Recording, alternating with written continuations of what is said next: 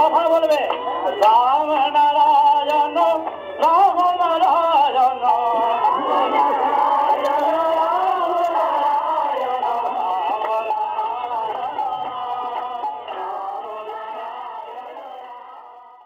রাম ও নারায়ণ রাম। প্রিয় সুধীবৃন্দ, ঠাকুরের এই দুর্লভ বেদবাণী আপনারা ধৈর্য সহকারে পুরোটা শুনবেন। রাম ও নারায়ণ রাম। ঠাকুরের ভাষণ 13ই জানুয়ারি 1981।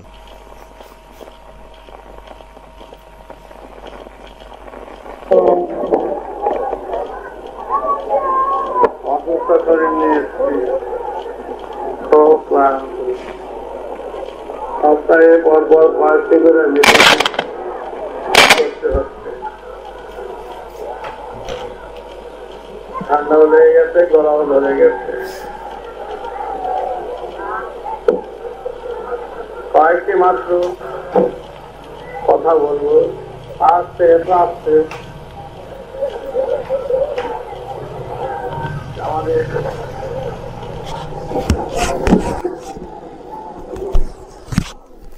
এই ভারতবর্ষের বুকে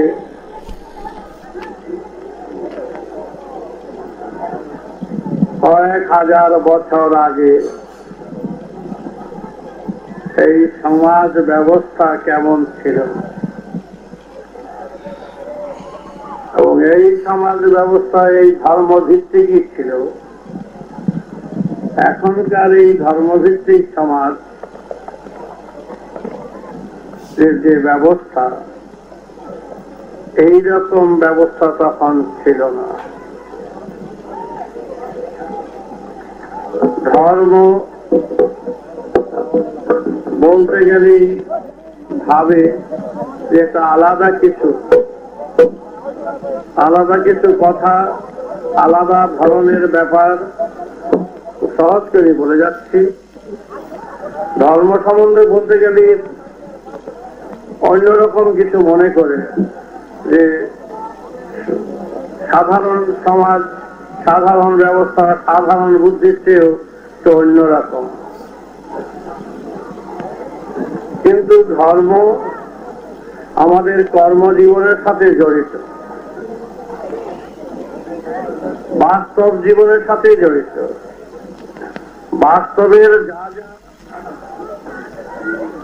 করছি, যা যা হচ্ছে, বাস্তবে যা যা হয়েছে, সবটাই ধর্ম। সেই সময় এই আদিবেদ, যেই বেদের কথায় সমাজ চালিত হতো, চলত, সেই সময় আমাদের এই পূর্বপুরুষরা হাজার হাজার বছর আগে যারা এই সমাজের বুকে বাস করতেন, তারা কি নিয়ে থাকতেন, কোন চিন্তায় থাকতেন, তাদের ধর্মের ধারা কেমন ছিল, তারা কোন মত পথ নিয়ে এগিয়ে যেতেন, সেটাও তো একটা ভাববার বিষয়।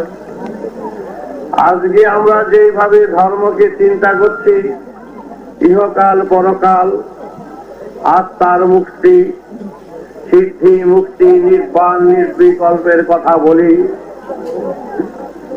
যোগ ধ্যান ধারণা জপ তপের কথা বলি,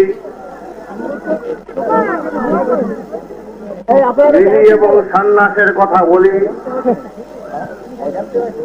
অনেক কিছু, বলা হয় অনেক কিছু। কিন্তু ব্যবস্থার দিক থেকে কোনো ত্রুটি নাই, গ্রন্থাদির দিক থেকে কোনো ত্রুটি নাই।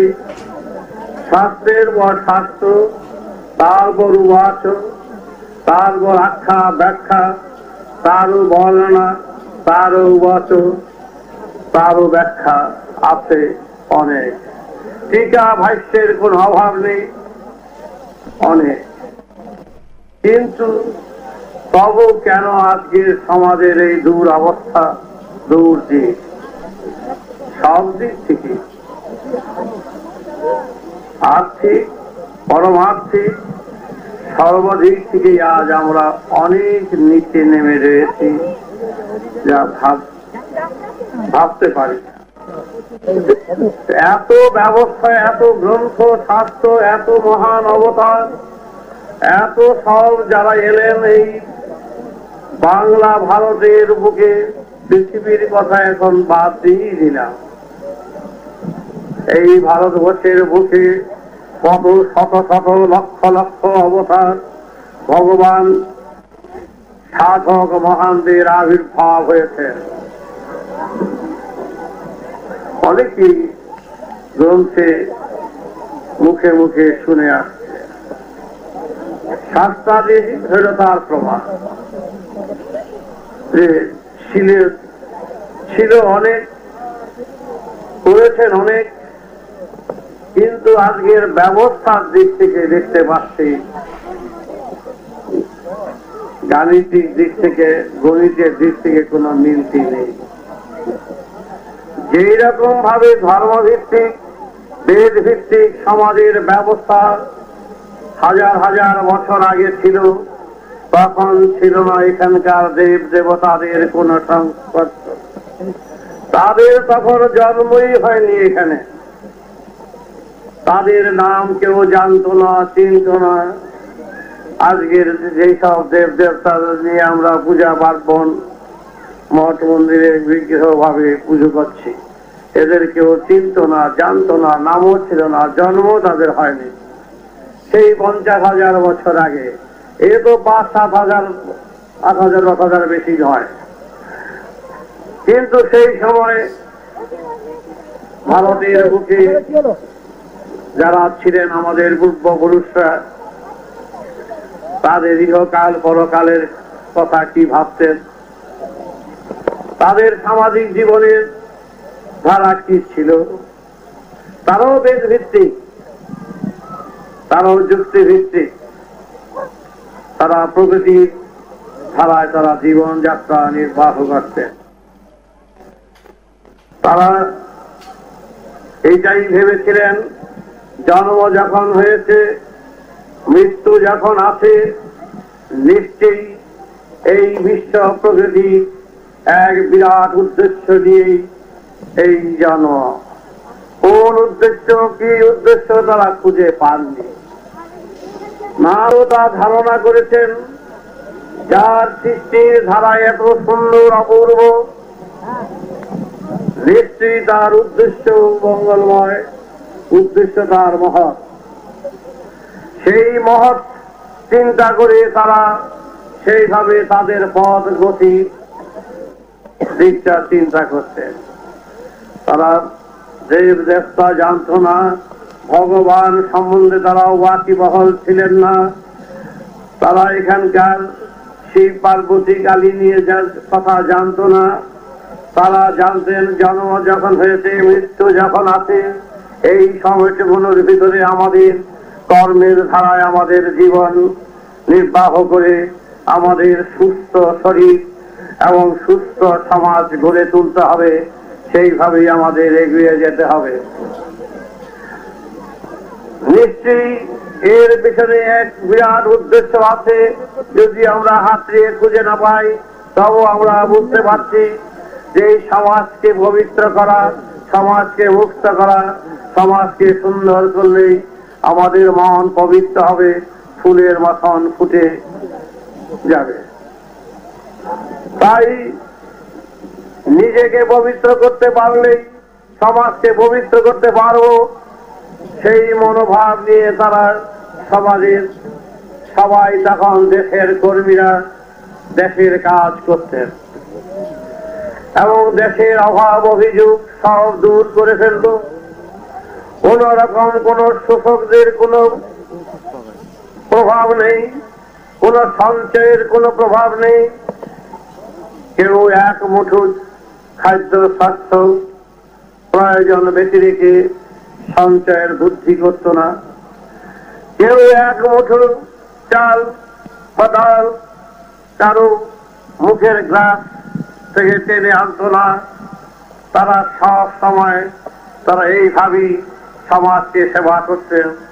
তখনকার সময় 5 নম্বর 7 নম্বর ঘরের চিন্তাই করতো না, তারা সমস্ত সমাজটাকে, দেশ জোড়াটাকেই তারা বাড়ি ঘর ভাবতেন।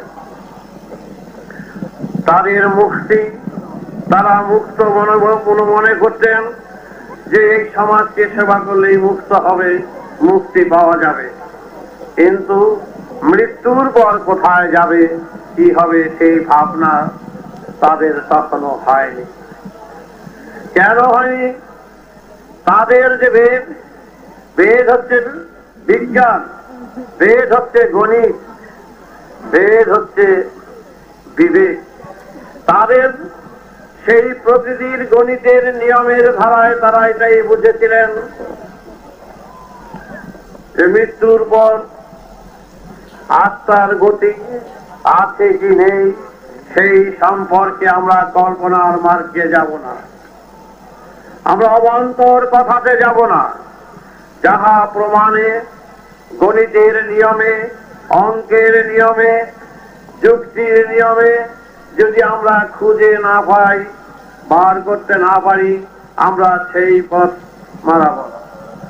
যেই পথের কথা জানি না সেই পথ ধারণার বসে আমরা চলব না। সেই সময় কোন ধারণা বা কল্পনা বা অবান্তর কথা বিলাসতা বিক্রি হতো না, কার্যকরী হতো না। সম্পূর্ণ যুক্তির উপরে সমাজ চলত, বিবেচনার উপরে সমাজ চলত। বিবেচনার বাইরে যারা কথা বলতেন তাদের সংশোধন করতেন। তাই সেই সময় সমাজের কর্মীরা চারিদিকে ন্যায়ের দণ্ড হাতে নিয়ে সমাজকে তারা সবাইকে জাগিয়ে তুলতেন। তোমরা জাগো, তোমরা চিন্তা করো, তোমরা সমাজ সেবায় নিজেদের আত্ম উৎসর্গ করো। সঞ্চয় বুদ্ধি রাখবে না, যাকে বলে এখন মজুত করা নিষেধ, যাকে মজুত চিন্তা যাকে বলে। অসুর মানে শুষে নেয়, যারা শোষণ বৃত্তি যাতে প্রশ্রয় না পায় তা চিন্তা করতেন। এইভাবে সমাজকে পবিত্র করলেন। সেই সময় কোন অভাব, আজকের দিনের যেই পরিস্থিতি তার বিপরীত। তখনকার সময় তাদের এই ধর্ম ছিল। কেহ কেহ বলতেন মাঝে মাঝে যে মৃত্যুর পর যদি কিছু থাকে, আত্মা যদি থাকে, তো সেই মুক্তি ব্যবস্থাটা আমরা কোনো কিছুই করলাম না। তখনকার সময় সেই বিচক্ষণেরা, বিবেক সম্পন্ন ব্যক্তিরা, ঋষিরা, বেদজ্ঞরা তারা বলতেন আর মৃত্যুর পর যদি আত্মা থাকে, আত্মা যদি বিচরণ করে, আত্মার যদি মুক্তির কোন ব্যবস্থার জন্য যদি আমাদের কোন প্রয়োজনীয়তায় আসে, তখন আমরা যখন বুঝবো যেটা আমাদের করা উচিত, করণীয়, তখন আমরা করব যুক্তি ভিত্তিক। কিন্তু সেটা কল্পনা ভিত্তিক নয়, কারো কান কথার উপরে নয়, গ্রন্থের লেখার মাধ্যমে নয়। আমরা সত্যিকারের তখন আমাদের আত্মার মুক্তির কামনায় আমরা নিজেদের সেই ব্যবস্থামূলক কাজ আমরা ঠিকই করব। যখন সবাইকে জানাতে পারবো, বুঝাতে পারবো যে মৃত্যুর পর আত্মা আছে বা আত্মা এই রকম করছে, সেটা গল্পে নয়, ছন্দে নয়, বন্ধে নয়, সেটা কোন রকম কোন কল্পনার বাসা মনে স্থান দেওয়া হবে না। কিছু কিছু সংখ্যক ব্যক্তি তারা এইরকম ভাবে প্রভাব বিস্তার করতে শুরু করলেন যে মৃত্যুর পর আত্মা আছে, বাবা মরে গেলে কষ্ট পাবে, তোমরা এইভাবে ছেড়ে দিও না, বাবার মুক্তির জন্য ব্যবস্থা করো, নিজেরা যখন মারা যাবে তার মুক্তির ব্যবস্থা করো। কিছু কিছু সংখ্যক এইভাবে ইঞ্জেকশন দিতে শুরু করলেন। তখন দেশকর্মীরা তারা বললেন তোমাদের কথা আমরা ফেলবো না, কিন্তু এখন তোমাদের কথা আমরা ধরে রাখবো না, আমাদের প্রমাণ দাও, আমাদের জানাও, আমাদের বোঝাও, আমরা গ্রহণ করব। যেই কথা গ্রহণ করাতে পারবে না, বুঝাতে পারবে না, অযথা ভয় ভীতি সংস্কারের মাধ্যমে তোমরা সেই কথা আমাদের উপরে চাপাবে না। এইভাবে সমাজকে তখন শিক্ষার ব্যবস্থা করেছিলেন। কিন্তু পূজা পার্বণ এইরকম ভাবে ছিল না, এই মঠ মন্দির তীর্থ এইগুলো ছিল না। তারা এইটুকুনি বুঝলেন সার কথা, যে পবিত্র হওয়া, পবিত্র চিন্তা, এটাই যদি সাধনা হয়ে থাকে, সাধনার ফল থাকে, যে শুদ্ধ মনে পবিত্র মনে যদি সমাজকে ত্যাগের মাধ্যমে সেবা করা যায়, তবে নিশ্চয়ই আমরা পবিত্র। সুতরাং পবিত্র যদি হতে পারি, সেই মন নিয়ে যদি সমাজকে সেবা করতে পারি, তবে যদি কিছু থাকে মৃত্যুর পর, তাহলে আমরা তার থেকে বাদ পড়ব না, আমরা নিশ্চয়ই আমাদের মুক্তি হয়ে যাবে। এইভাবে তাদের বুঝিয়ে দিতেন। আছে কি নেই তা জানি না, আমাদের কার্যকলাপ গতিবিধি, আমাদের সাধনা থাকুক বাস্তব ভিত্তিক, আমরা সেইভাবেই সমাজ সেবা করব। আমাদের ধর্ম সেইভাবে, আমাদের দেব দেবতা ভগবান সম্পর্কে আমরা অন্য কিছু জানি না।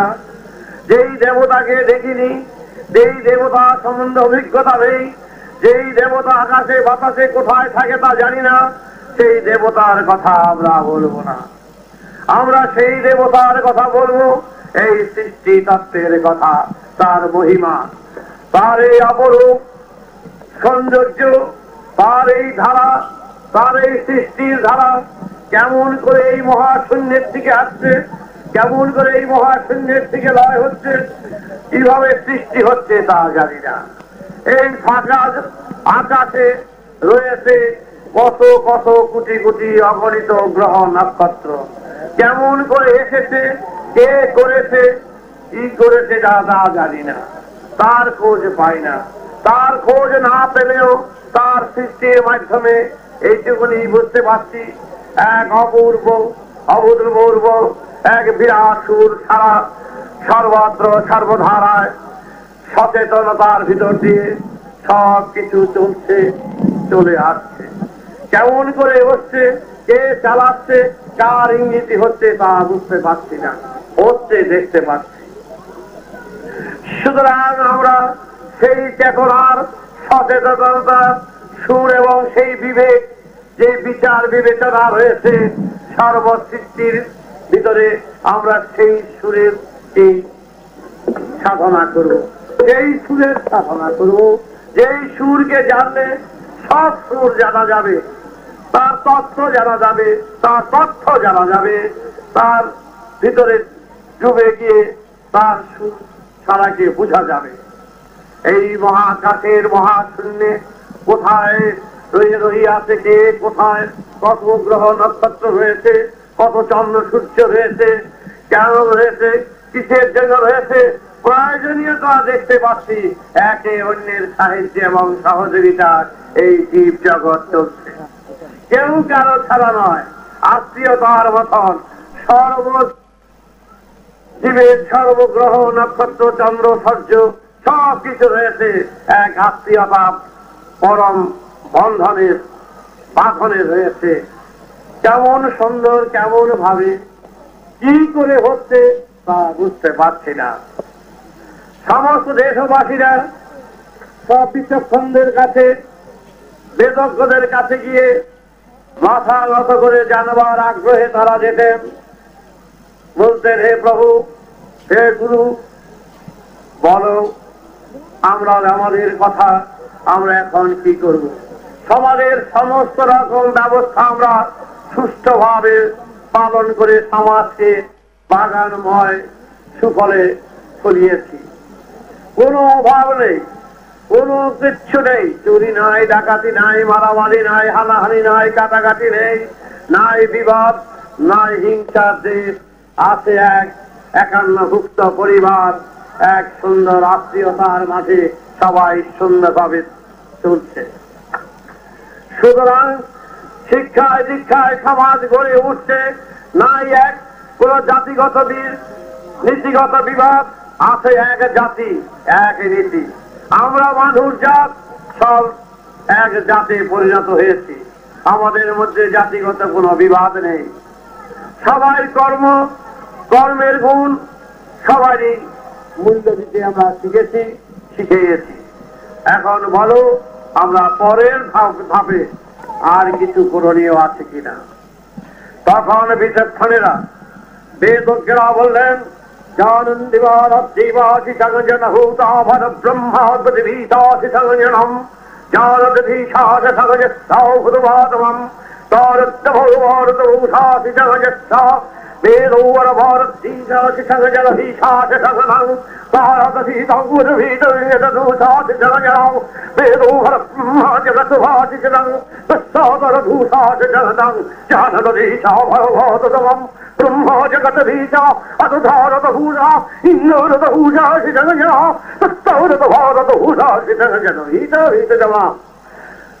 এই সময় সবাইকে বললেন যে তোমরা তৈরি হয়েছ বেদের ধারায়, প্রকৃতির ধারায়, তোমাদের অন্য কুশ দেব দেবতা নেই, তোমাদের ভিতরে বিশ্বের বীজ রহিয়াছে, সেই বীজকে ফুটিয়ে তোলো, জাগিয়ে তোলো, এবং তোমাদের মধ্যে রহিয়াছে অনন্ত বিশ্বের সুরের সারা, সেই সারাকে জাগাও, জাগিয়ে সবাইকে সেই সুরের মাধ্যমে সবাইকে জানাও সেই সুরের বার্তা।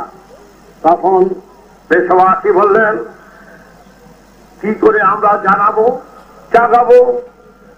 জানো, সুর সাধনায় যেমন এখানকার সারেগামা বাধা নিশা, তখনকার সেরকম ছিল সেই সারেগামা ছিল। এই সারেগামার সাধনায় যেমন সুরে পৌঁছানো যায়, গান শেখা যায়, খেয়াল সুরি শেখা যায়, সারেগামার অর্থ জানে না। সেই সারেগা রেগামা গামামা করে করে তারা চলছে। আজও বাচ্চারা গায়করা সবাই শিখছে সেইভাবে। এই সারেগামা আসছেও হাজার হাজার গুণ। যারা মহাকাশের সারেগ্রাম নিয়ে মহান তত্ত্বের সুরের সাধনার সারেগ্রাম তৈরি করলেন, যেমন সারেগামা বাধা নিচ্ছে, তারা তখন তৈরি করলেন এক মহা সারেগ্রাম। এই সৃষ্টির ধারা কেমন করে সৃষ্টি, কেমন করে এতটুকু বীজ থেকে এক বিরাট আকার নেয়, কেমন করে ফলে ফুলে সুগন্ধে ভরে ওঠে। এই যে অদ্ভুত সৃষ্টির পদ্ধতির ধারা কেমন করে আসে, কোন পথে, কোন মাত্রায়, কোন ধারায়, সেই ধারাবাহিক ধারা অনুযায়ী তারই রচনা করলেন এক ধারাপাতা। সেই ধারাপাতায় রহিয়াছে অনন্ত বিশ্বের বর্ণনার কথা, বিবরণ রহিয়াছে মহাকাশের মহান তত্ত্বের মহাসারেগ্রাম, সরয়া সরয়া অখবাবের মতন, সারেগামা বাধা নিশার মতন। সমস্ত দেশবাসীকে সেই ধারাপাতা দিলেন, তোমরা এই ধারাপাতা ধরে ধরে অনন্ত বিশ্বের ধারার পথে চলো।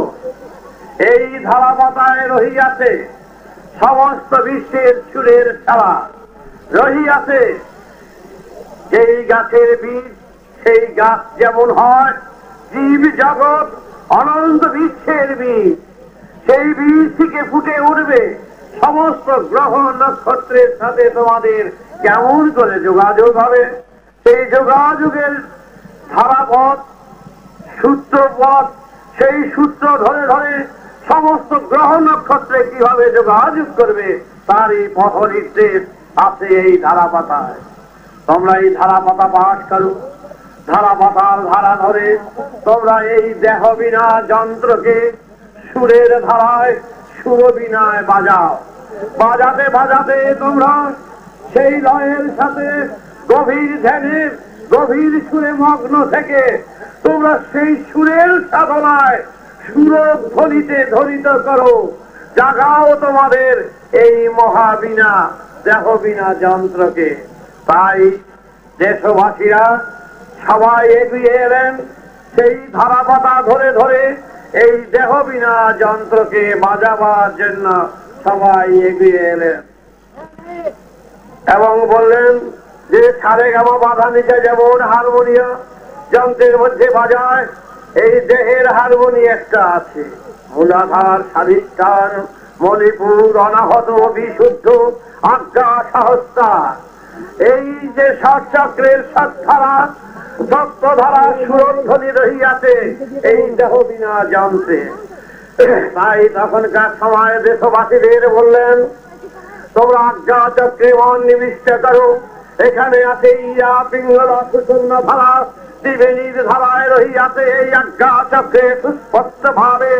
এই কেন্দ্রে তোমরা সেই সুর সাধনার সারাগ্রাম উচ্চারণ করে তোমরা নিজের এই গভীর চিত্তে সেখানে মগ্ন থাকো। তাই দেশবাসীরা তারা ওই মহাকাশের মহাসার গ্রাম নিয়ে ওই অনন্ত বিশ্বের কোটি কোটি অগণিত গ্রহ নক্ষত্রের সাথে যোগাযোগ করার ব্যবস্থার পুরো কাজ তারা করলেন। বেদজ্ঞরা বললেন, যেমন এই গ্রাম থেকে ওই গ্রামে যাওয়া যায়, সপ্ত সাগর পার হয়ে যেমন বিদেশে যাওয়া যায়, তেমনি প্রচেষ্টার মাধ্যমে তোমাদের ভিতরে যাহা শিরা উপশিরা রহিয়াছে, সেই রক্তকণিকা রহিয়াছে, তোমরা সেইভাবে তোমরা তোমাদের মধ্যে এমনই তোমাদের দেহ মন প্রস্তুতির ভিতরে রহিয়াছে, তোমরা তাহা দিয়া তোমরা অনন্ত মহাকাশের যেথায় সেথায় তোমরা অনায়াসে যাতায়াত করতে পারো, যোগাযোগ করতে পারো, তারই ক্ষমতা রহিয়াছে এই দেহ বিনা যন্ত্রে। কথাটা মনে রেখো। এত বড় বিরাট বট বৃক্ষ, তার বীজটি কোনো এতটুকুনো, কয়েক শত বীজ এই কুকটু করে নিয়ে রাখা যায়, কিন্তু একটা বট গাছ বিরাট ভাবে ধারণ করলে কয়েকশো লোক তার মধ্যে বসে থাকা যায়। তেমনি এই মহাকাশের মহান সৃষ্টি গল্পে যেই বিষয় বস্তু দিয়া এই দেহ মন গড়া, তাহাতে রহিয়াছে কি আছে? আলো আছে, বাতাস আছে, জল আছে, মাটি আছে, চন্দ্র, সূর্য, গ্রহ, নক্ষত্র থেকে সবার একত্রিত মিশ্রণে মিশ্রিত সেই কিতিয়াব তেজ মরুদ বন যাকে বলে, সবাই সংমিশ্রণে মিশ্রিত এই দেহ। সূর্য কত বড় বিরাট, বাতাস কত বড় বিরাট, জল কত বড় বিরাট, মাটি কত বড়, তারাই হলো আমাদের পূর্বপুরুষ, তাদের থেকেই আমাদের জন্ম। সুতরাং আমাদের এই দেহ সূক্ষ্মাকারে যখন ছিল গর্ভে, তারপরেও ছিল যখন আকাশে, বাতাসে, জলে, মাটিতে, শস্যে, খাদ্যে যখন আমরা বিরাজ করতাম, রক্তে বীর্যে যখন পতিত হলাম, এই ভূমিষ্ঠ হলাম, কিন্তু তার আগে যখন গর্ভে ছিলাম, তাহলে আমরা তখন সূক্ষ্মাকারে সূক্ষ্ম অবস্থায় এই জগতে, এই বিশ্বে সর্বত্র বিরাজ করতাম। জানি না, ভুলে গেছি।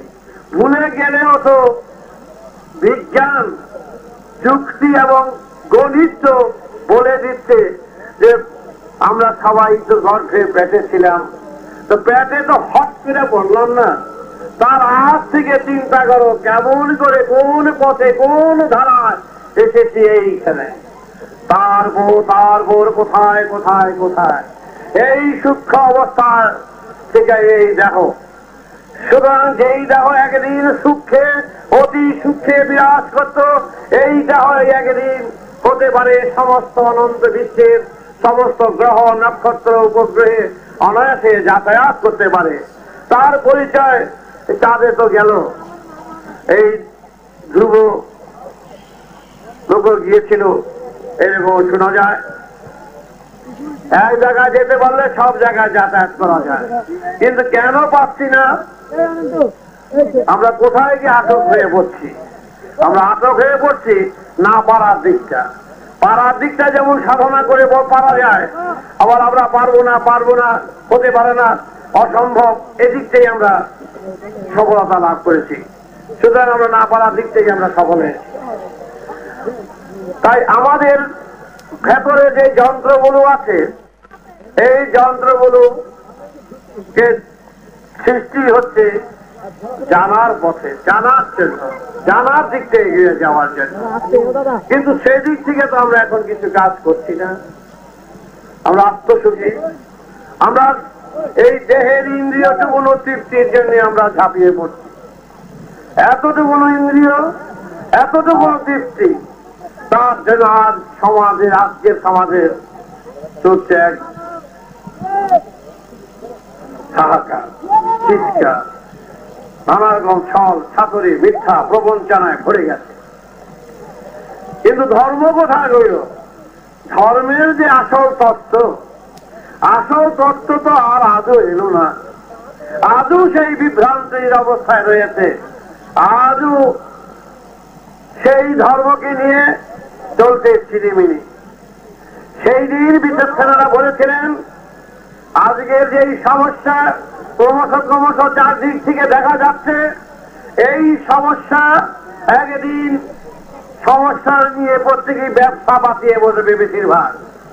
কারণ তারা করবে কি, ওই ইহকাল পরকালের ব্যবসা করবে, আত্মার ব্যবসা করবে, বিগ্রহদের বসাবে, মূর্তি নিয়ে ব্যবসা করবে, ধর্ম নিয়ে ব্যবসা করবে, মঠ মন্দির তৈরি করবে।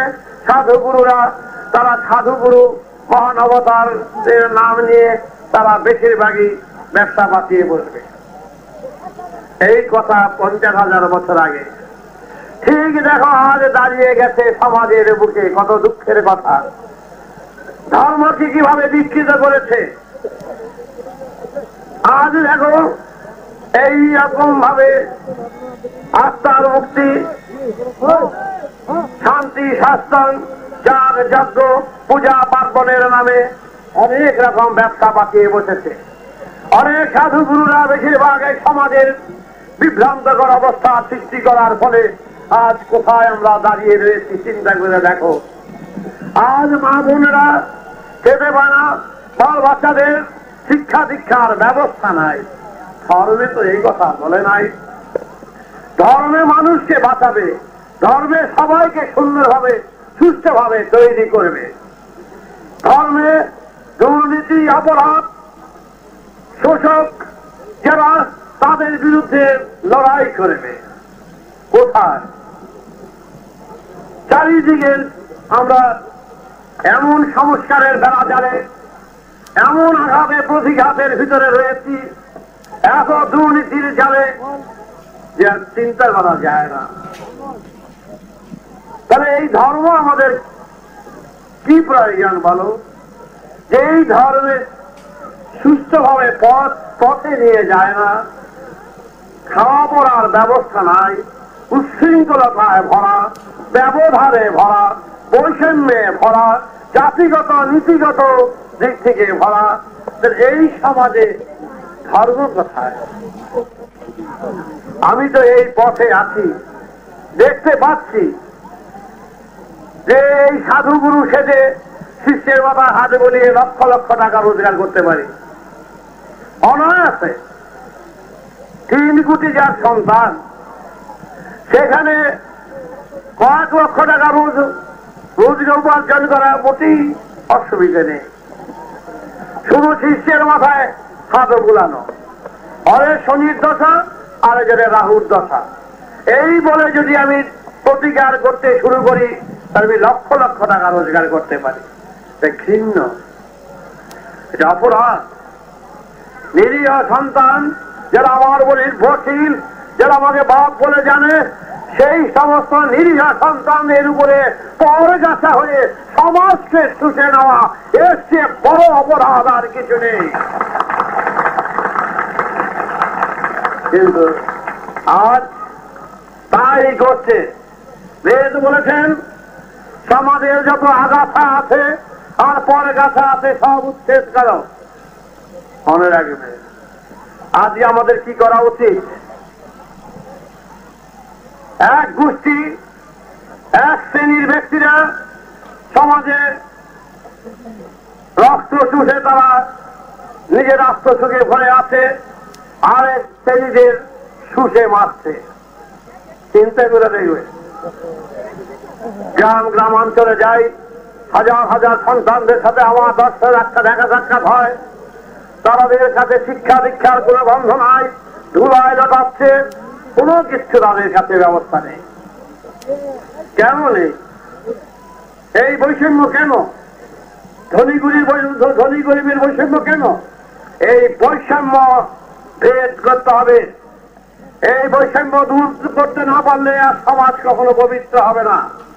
তাই আমাদের কর্তব্য, আমরা রাজনীতি করতে চাই না, রাজনীতির মঞ্চে আমরা নেই, আমরা গদি চাই না, আমরা অন্য কোনো কিছুর প্রয়োজনীয়তা আমাদের নাই। আমাদের ভারতবর্ষের সমস্ত মা বোনের মুখের খাওয়ার যারা কেড়ে নিচ্ছে, সেই সমস্ত শয়তানদের সাথে আমরা মোকাবেলা করতে চাই। সুতরাং এইভাবে চলতে পারে না। একজন কি ধর্মবিদ ছিলেন না, একজন কি নেতা ছিলেন না এই সমাজের বুকে, ভারতের বুকে, যারা রুখে দাঁড়িয়ে এই এক সবাইকে এক করে সবাইকে লাঠি ধরতে শেখালো না, প্রেম দিতে শিখালো না? কোথায় কোথায় মহান অবতার? এত কত গ্রন্থে ছন্দে বন্ধে গীতে চারিদিকে ছড়ে গেছে, কোথায়? আমরা দেখো তার ফল ফল তো দেখতে পাচ্ছি হাহাকার, হাহাকার, যার ফল ওই সমস্ত ধর্মের আমাদের প্রয়োজনীয়তা নাই, যেই ধর্মের সমাজকে নিঃশেষ করে ফেলছে, যেই ধর্মের সমাজকে হাহাকার করছে, যেই সব ধর্মের সমাজকে নির্যাতন করছে, জাতিগত নীতিগত বিবাদে বিচ্ছেদে ভরে ফেলেছে, সেই ধর্মে আমাদের ধর্মের দরকার নেই। আমরা চাই সেই ধর্ম, যেই ধর্ম সবাই এক হয়ে একত্রিত হয়ে একান্নভুক্ত পরিবারের মতো সবাই সুন্দরভাবে জীবন যাপন করবে। দুঃখের কথা, আমি 5 বছর বয়স থেকে এই বিনাই বাজাচ্ছি, বহু অপবাদ লাঞ্ছনা গঞ্জনা নিয়ে, বহু নির্যাতিত হয়ে কঠিন কঠিন সমস্যার ভিতরে হাত দিয়ে যাচ্ছি। তার সবল কারণ ওইখানে ব্যবসায় একেবারে পুরা খাঁটি ধর্মের ব্যবসা। সাধুগুরুরা এমন অনেক আছেন, এমন ব্যবসা ফাঁসিয়ে বসেছে, সব শিষ্যের মাথায় হাত বুলিয়ে, নিরীহ জনগণের উপরে হাত বুলিয়ে লক্ষ লক্ষ কোটি টাকার তারা শুষে নিচ্ছে।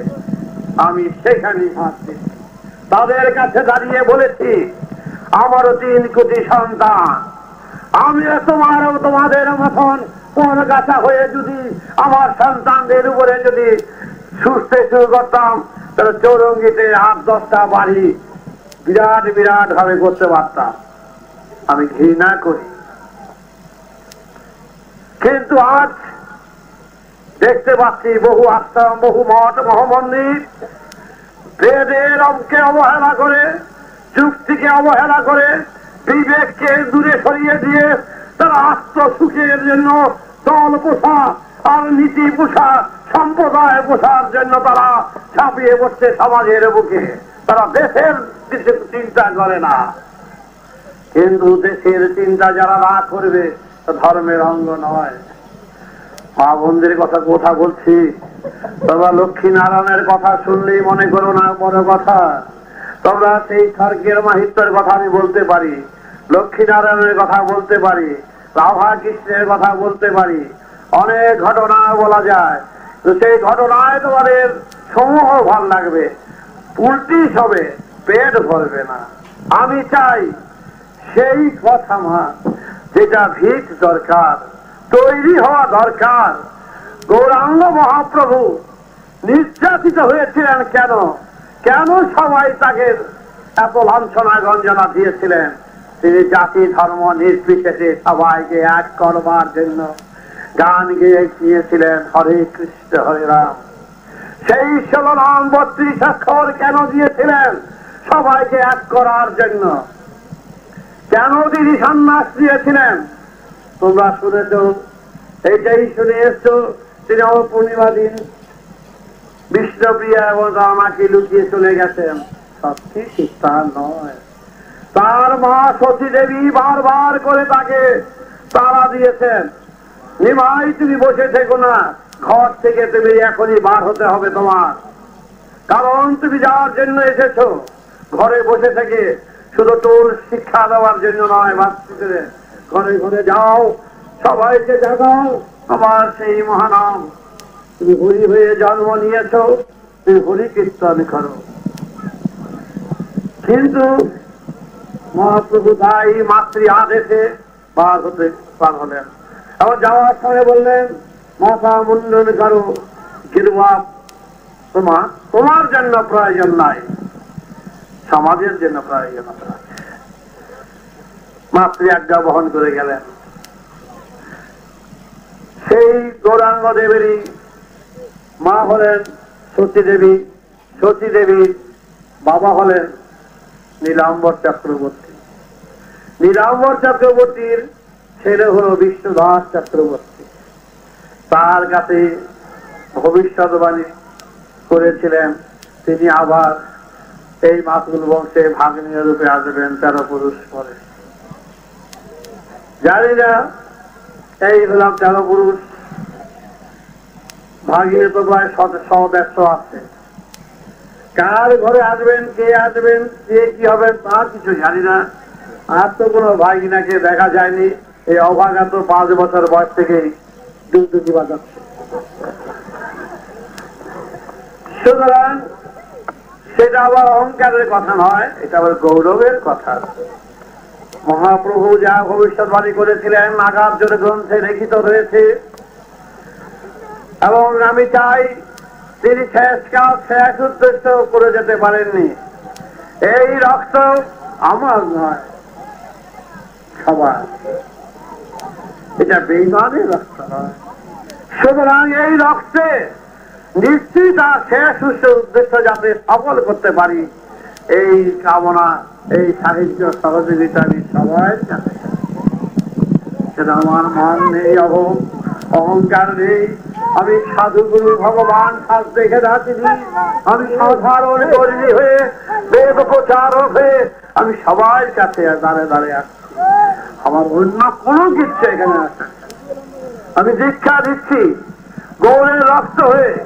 5 বছর বয়স থেকে কোনো টাকা করি লাগে না, দিনক্ষণ লাগে না, আমি দাঁড়িয়ে দাঁড়িয়ে দিয়ে যাচ্ছি সেই মহাকাশের মহাচুর দিয়ে যাচ্ছি সেইভাবে। এই দীক্ষা নিতে কত টাকা লাগে, কত কিছু নিয়ে সমাজের মুখে কত ভাবে মানুষকে ঠকাচ্ছে। দীক্ষা নিলে উন্নত দীক্ষা নেওয়া যায়, দীক্ষা ত্যাগ হয় না। সেই দীক্ষাটা মন্ত্রটা জপ করলেই হয় 18 বার। তাই তোমাদের কাছে শুধু একটু কিছু জানাচ্ছি, যে সুর নিয়ে যে রক্ত বহন করে আজ আসছি, এই রক্তের মর্যাদা যাতে রক্ষা করতে পারি। এবং ধারে ধারে আজকের সমাজে যে দুরবস্থা, দুর্নীতি, এই 3 কোটি সন্তান করেছে আমার গুরুগিরি পোষার বাড়াবার জন্য নয়, আমার জমিদারি বাড়াবার জন্য নয়। আমি সমাজের এই শয়তানদের কিভাবে সহায়তা করতে হয় তার সৈনিক তৈরি করছি। পরিষ্কার কথা, আমি সেই দণ্ড নিয়ে 3 কোটি সন্তানের মধ্যে তো 2 কোটিকে আমি মাঠে নামাবো। আমি জানিয়ে নামাবো কিভাবে শয়তানের সহায়তা করতে হয়, তার ব্যবস্থামূলক কাজ করাই হচ্ছে প্রথম কাজ আমার। এবং তার সাহিত্য সহযোগিতা আমি সবার কাছে কামনা করি। ওই মৃত্যু যখন আছে, মরবো যখন, একদিনই মরবো। এইরকম সমাজে বাস করে দিনের পর দিন অত্যাচার, অবিচার, দুর্নীতি সহ্য করো, বেদের দিক থেকে অপরাধ, এই অপরাধের হাত থেকে মুক্তি পেতে গেলে ওই অপরাধীদের সাথে মোকাবেলা আমি করবই করব। আপনাদের কাছে, তোমাদের কাছে এটাই আমি জানাচ্ছি। আমি আমার সভা বেদের সভা, রাজনীতির নয়। অনেকে অনেক ভাবে আমাকে অপবাদ দেওয়ার চেষ্টা করছে। 5 বছর বয়সে তার অপবাদ দিতে পারেনি, তখন সাপ ছেড়ে দিয়েছে ঘরে। যখন বয়সের খাতায় পড়া দিচ্ছি, নানা দিক থেকে নানা অপবাদে আমাকে ঘিরে ধরার ব্যবস্থা করছে। আজ উদ্ধব সম্প্রদায় নানা দিক থেকে, আমি ধর্মের নামে যারা ব্যবসা করবে সমাজে, ধর্মের নামে যারা বাবাজি, গুরুজি আর ব্রহ্মচারী সেজে যারা সমাজকে যারা শোষণ করবে, তাদের আমি মাঠে নামাবো। কোন আশ্রম মঠ মন্দিরে আমার কাজ নাই। সেই সমাজে খাওয়া যায় না, পড়া চলে না, সেই সমাজের আমার ধর্ম কি? সবাই আমি সেই সমাজ করতে চাই না। আমি চাই বেদের সমাজ, সুন্দর সমাজ গড়ে উঠুক, কোন অভাব থাকবে না, কোন কিচ্ছু থাকবে না, থাকবে অপুরন্ত এক আনন্দের ভাব। সেইভাবে গড়বার জন্য প্রাণ চেষ্টা করছি। বেদজ্ঞরা সেইভাবেই দেশের কর্মীদের দিলেন সেই গানের সুর, দেহ বিনা যন্ত্র, সেই সুর যেখানকার যেই সুর, যেই ধারা, সেই তখনকার ছিল মাতা সঙ্গ গায় মাতা মাতা সীতা হতা কাম এই আনন্দ হো যায় মায়া সাথে তন্দিয়া হো সীতা করয়া কে মা হো সায়া দেওয়া হো, এই এক ধরনের। তারপরে আসলো আমার হো হা এই গানা, এই আরেক সুর। তারপরে আসলো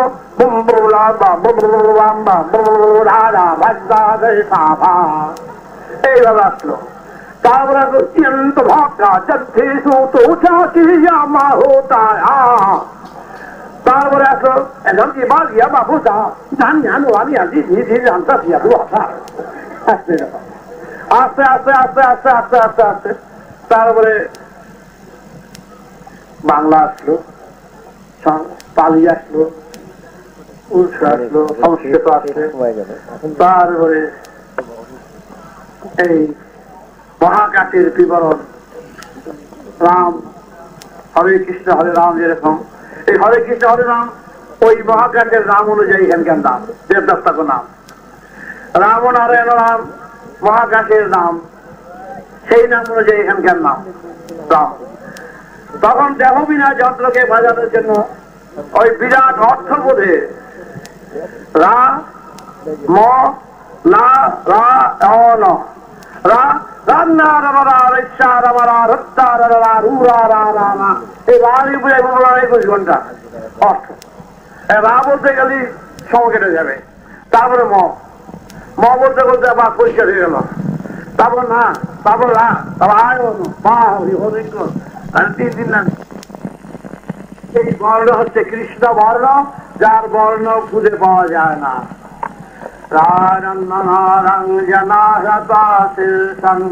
জমাহি পং জনাহি আজ্ঞা চক্রে হিরাধিতং ব্রহ্মারিতাহি তমাহু সসরায়। বেদন করে বলছেন দেশবাসীকে যে কি আছে, জাতি বরনাহু সং জনাতি মনাহুরা পেরিতং জনাহুতি সদিধারা রামন সাহু জনাহিতা ব্রহ্মাবিরাহি সমহু জমায়ে ধরায়। তখন দেশের সমস্ত ভারতবর্ষে এই 50 জন 100 জন গুলি করে সব যে সময় জল ছড়িয়ে দিল। তারা এই গান গেয়ে গিয়ে সমাজকে সবাই জাগাচ্ছে। এইদিকে 50, এদিকে 100, এদিকে সমস্ত ভারতবর্ষে এই সকাল সন্ধ্যায় বিরোধায় আর দেশবাসীরা সব দাঁড়িয়ে দাঁড়িয়ে শুনতেন ওই বার্তাগুলো কি কি বলেন, সেইভাবে তারা চলত। তখন তারা এই লেংটি বড়ায়, চুল বড় বড়, এই হাতে মেয়ের একটা দণ্ড, আর ওই গান গিয়ে যেত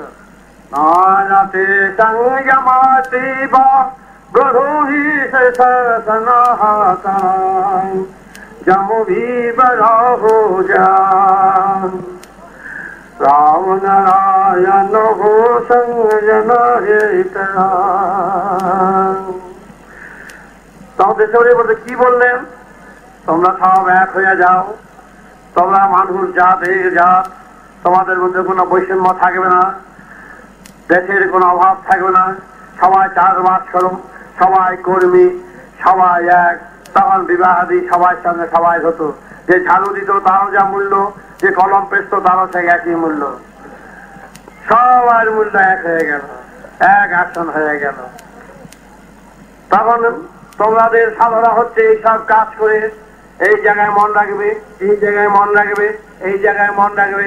তখন তো এখানে রাখলে কি হবে, এখানে রাখলে কি হবে, তো হবে হবে জায়গা আছে, যেসব জায়গায় জায়গায় মন রাখলে বেশ সারা পড়ে, তার জন্য বিচক্ষণেরা তাহা এগুলো চর্চা করে বার করেছেন। এগুলো সময় মতন তোমাদের বোঝানো হবে, তোমরা এখানে এই জায়গায় চিন্তা করে কাজ করো। তখন সব দাঁড়িয়ে দাঁড়িয়ে সব এখানে চিন্তা করছে, বলে এখানে আগে যাবো না, এখানে আগে আসবো, বলে এখানে আগে করো। সবাই এখানে মন দিল দিয়ে রাম নারায়ণ রাম এইটা করে বললো, বিছাড়া ধর ধম জগবিষরধম রাম হে রাম রাম ধরিষধেশং জগদীশ শরধম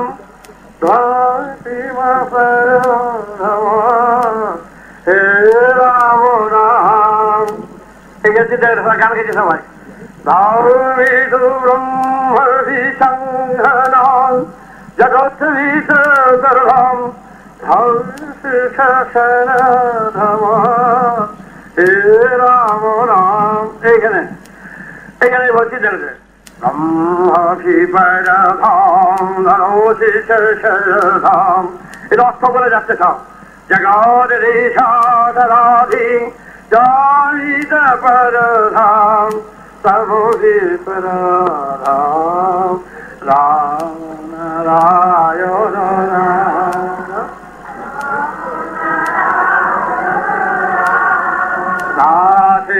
শরধাম ধরাধরধাম হর্ষশরধাম রাম নাম।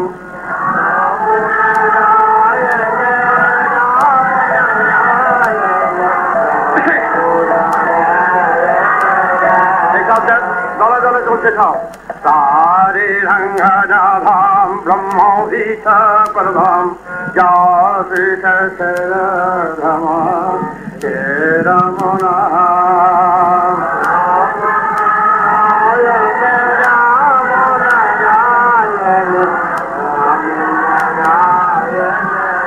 চারিদিকে ভারতবর্ষের চারিদিকে এই নাম চলছে, সব দলে দলে সব।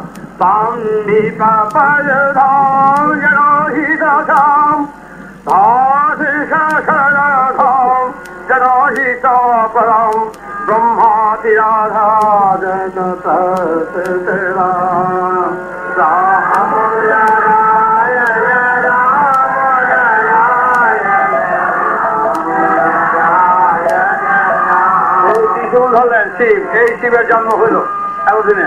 শিব ধরে বললেন ত্রিশূল ধরধাম পরধাম যশরধাম হে রাম রাম রাম নারায়ণ রাম নারায়ণ হীরা পিঙ্গল ভূষণধাম পরধাত সারণরাম যশরধম হে রাম নাম রাম নারায়ণ রাম নারায়ণ রাম নারায়ণ জিত যেন ধাম ধরধীশ শরধম পরিষবরধাম ধরধম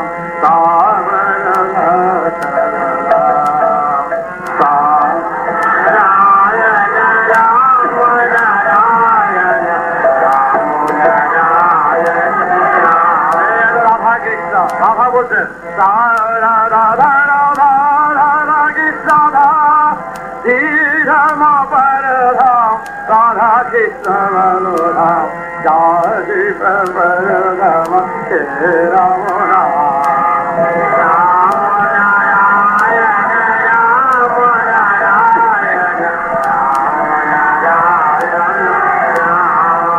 রাধা কৃষ্ণ ধরা হরে কৃষ্ণ হরে রাম হরি বরধাম হরি শিব বরধাম জয় শিব সরধাম হে রাম রাম রাম নারায়ণ রাম নারায়ণ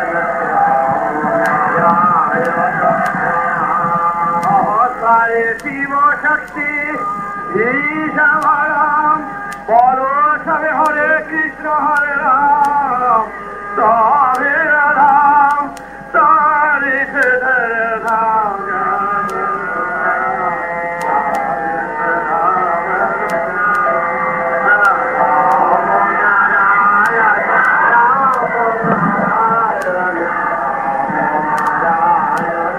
এইভাবে সমাজে সবাইকে জাগিয়ে তুলেছিলেন বিরাট অর্থবতী।